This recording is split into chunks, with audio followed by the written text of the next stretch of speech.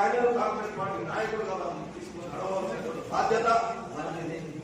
ఒకవేళ ఆయన కన్నా మంచి పని చేసేటటువంటి వ్యక్తి ఎవరికైనా అవకాశం రాకుంటే తప్పకుండా ఆయనకు అవకాశం కల్పించే బాధ్యత అబ్జర్వర్ల మీద ఉంటుందనేటువంటి విషయాన్ని కూడా తెలియజేయడానికి 2 మాటలు మాట్లాడాలి.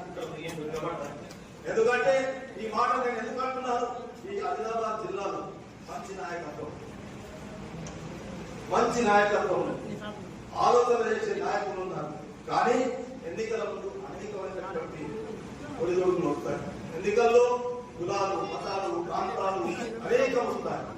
కానీ కాంగ్రెస్ పార్టీకి కులం లేదు, కాంగ్రెస్ పార్టీకి మతం లేదు. కాంగ్రెస్ పార్టీకి ఒకటే ఉంది, ఈ దేశ ప్రజాస్వామ్యాన్ని కాపాడాలా, ఈ దేశ ప్రజాస్వామ్యంలో రాజ్యాంగ పరంగా అది జరగాలనేటువంటి కేవలం కాంగ్రెస్ పార్టీ అంటుందనేటువంటి విషయాన్ని తెలియజేసే బాధ్యత మనకి ఉండాలనేటువంటి మాట నేను